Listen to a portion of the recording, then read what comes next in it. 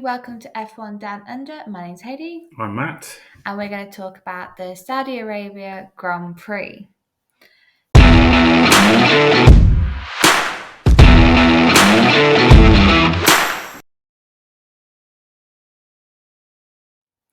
So, lap one. Yeah, the start. The start. Well, it started almost before the start, didn't it? With Gasly struggling to get round. And the formation lap, yes. I think Alpine were very optimistic with Pierre Gasly trying to get the car around and then having to retire it in lap one. Yeah, I don't think they wanted to disrupt the start, probably. So, Yes. but their problems continue. Yes, the problems do continue down in Alpine. But apart from that, it was a very clean start. No collisions. Yeah, I was actually surprised. I thought there was going to be more. There was more chance of an incident at the beginning, but No. The only issue we had was, as George Russell pointed out, Lando Norris potentially jumping the start. But turns out he didn't. Obviously, he stayed in his box. yeah, I mean, you see him kind of lurch, and then he obviously stopped pretty much straight away. Lucky probably to get away with it, I think. I think he was very lucky to get away with it. From angles that we saw, it looked like he lurched forward quite far, but obviously not enough to trigger the sensors to get a penalty. But he was very lucky, I think, Lando Norris was. Yeah, yes, I think he got away with that one. Yes, and then we get into lap 7, and then Stroll clips the corner. Yeah, there was me last week saying that Stroll had a decent race, and then he goes and clips the wall. Obviously, these things are easy to do. I can't beat that, but it just happened. It always seems to happen to Stroll, and that obviously brought out the safety car, which dictated everybody's strategy. And I don't think I've ever seen the pit wall so busy. You had everybody pitted apart from 4 cars. Yeah, and I think it's interesting. I mean, obviously Max was so far ahead already at that point that they were able to put both him and only just the Red Bull. It turns out the second Red Bull out through the pits before everyone else kind of came around. Yes, they managed to double stack their cars quite cleanly. The Ferrari got held up because of waiting for the other cars to go by. Yeah, yeah. It's always the risk when so many people dive into the. You Got, can win or you can lose. yeah, yeah.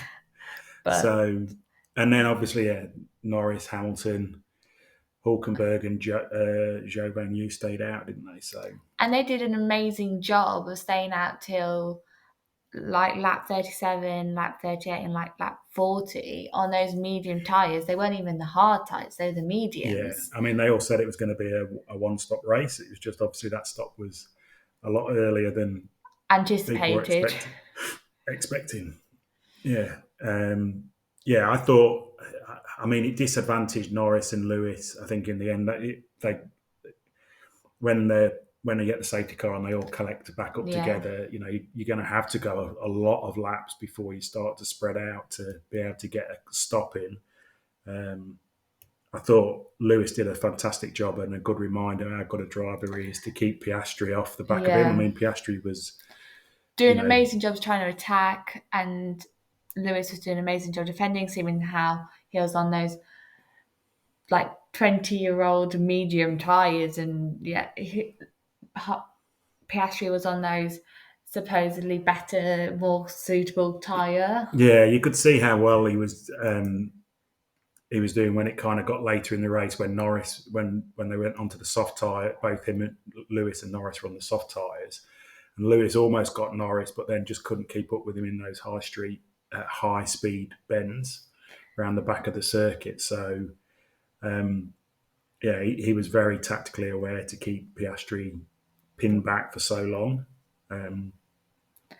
But the strategy for Norris with McLaren, I think, worked really well is that they kept him out a lap longer than Lewis, and that put him out in front of Lewis than what they did rather than Lewis.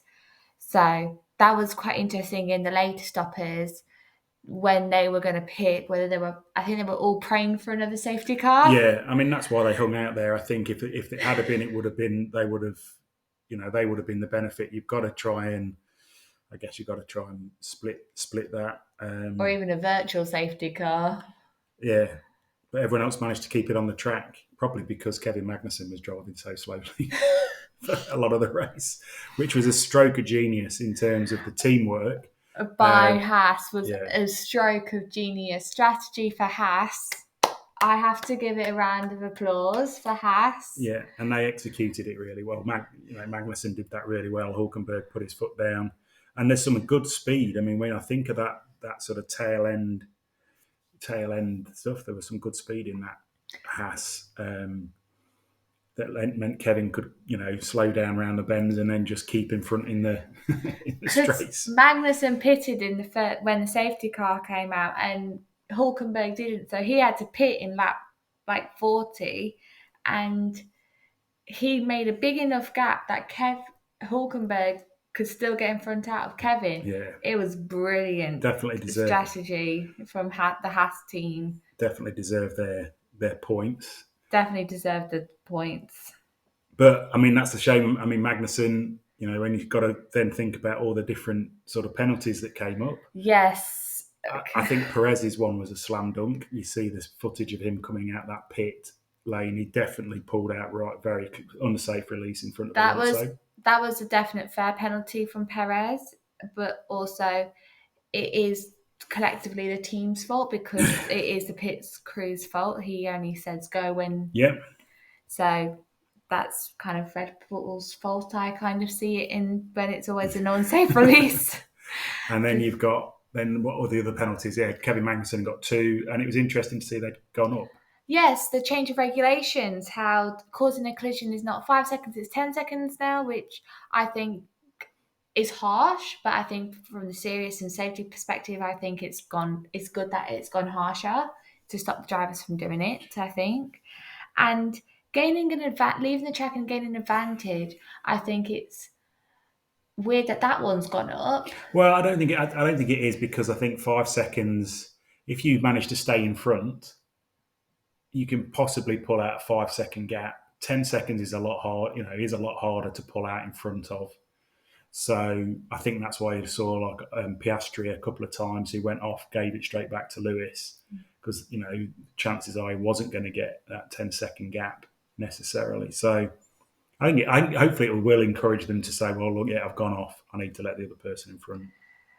But even though he had this 20-second penalty, Magnussen, he still managed to come 12th, which even so is very impressive. Yeah, well, if we think about if we think into the result, there was once Max got a break, I mean, he made a set over a second in that first lap. Was it Perez second? I mean, once he got in front of Leclerc, that was going to be he was easily going to pull out that 5-second gap that he needed. And then Charles, kind of, they were all 3 of them in the end were a bit on their own, weren't they? Yeah, the thing that we were looking at for the rest of the race was this great battle between Hamilton and Oscar, and then the battle down at the bottom for 12th place from Magnussen. Well, 10th onwards was where it was really interesting for me. And that was really interesting, seeing Magnussen holding the backpack down, and this battle for about 20 laps between Oscar and Hamilton, getting closer and then further away and then closer and further away, was really entertaining. And you think, is he going to get it? But I think, that also I guess that also links into the one thing that I took away from the race was probably how poor Daniel Ricciardo was. He was, there was a lot of talk in the beginning of the season about how quick that RB could be. And, Tsunoda and him finished 14th and 15th, I think, in the end. Well down, was it 15th and 16th? Well down the field. But Daniel was off the pace pretty much the whole race. Didn't really seem to get going. I think Haas deserved their point. Clearly pushing. Williams, I think, were there or thereabouts. Albon was 11th in the end. Could he have got 10th maybe? And I just want to shout out to Oliver Behrman because seeing that 48 hours ago, he didn't know he was driving this Ferrari. He did an amazing job coming seventh and scoring 6 points in a Formula One car. Yeah, yeah, he did. I mean, he was voted the driver of the day. I think again, he was just really the biggest thing he did was keep really clean, keep his Yeah, pace up, let the race come to him. He benefited from the four cars that we're didn't squabbling behind him in the that front didn't of him. pit. Well, no, that didn't pit in the safety car. So, but he had a few looks at Yuki and a few of the others when he was And following he was them. battling, and it was really entertaining to watch him battle as well. So it's been an eye opener to watch new rookie drivers come in his debut, thinking, oh, he could be a potential new driver. Yeah, I mean that's I guess that's the other thing, isn't it? When you think about all the driver movements and possibilities, you know, um, obviously he's not going to go into Ferrari next year because they've already signed Lewis. So where does he go? Where does he put some pressure on? He's obviously been part of that Ferrari thing. So does that lead him to Haas or somewhere else? Might do. I think Sergio Perez is doing a great job in keeping himself in that second Red Bull seat. Certainly, at the beginning of the season, it was kind of everyone thought, I think, that he was just going to not be very good, and all the talk was about Daniel. But 2 races in, I and think, he's doing a good job. So yeah, we'll see where that one pans out. yeah. But I know everyone, Oliver got driver of the day, but who was your driver of the day? Well, although he gave away the 2 penalties, just the fact that he was able to pull that off for the team is Kevin Magnussen. I think was did a blinding job for me. Probably slightly better. Yeah, Lewis would be the other one. Mine was Lewis just because of that battling momentum with Oscar. I think that was Yeah, mine just because of that. when it all leads up, and then they're down under with us Down under in in a Australia. couple of weeks. So that's been F1 Down Under. See you in a couple of weeks. See you later. Bye.